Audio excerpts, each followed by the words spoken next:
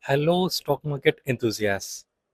In our previous video, we spoke on the reasons for depreciating rupee. Now let's understand whether depreciating rupee is bad for the economy. Not necessarily. Look at these countries. Turkey, which has a chronic inflation, violent depreciation, bad depreciation, and which is very uncontrolled inflation, which is a panic-led economy. Let us talk about Japan, which has got a steady long-term yen weakening.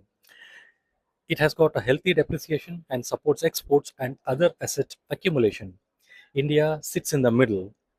This is not a crisis economy like Turkey, not an export superpower like Japan, but as a fast growing emerging economy with high imports and stable inflation.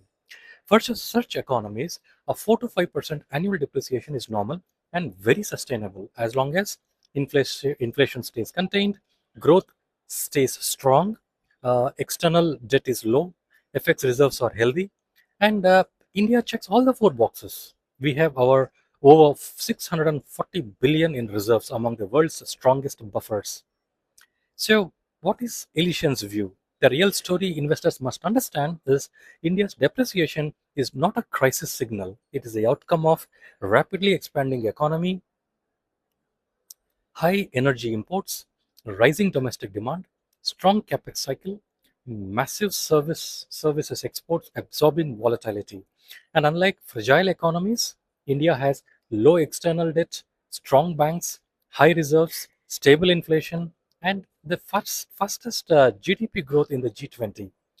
For investors, a soft rupee favors IT, pharma, engineering exporters, especially specialty chemicals, auto ancillaries, tourism services, global facing mid caps. Combine this with India's 7 to 8% real GDP growth, and you will get one of the most powerful structural investment cycles in the world today.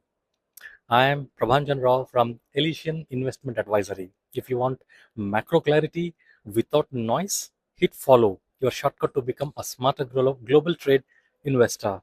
Have a super Elysian day.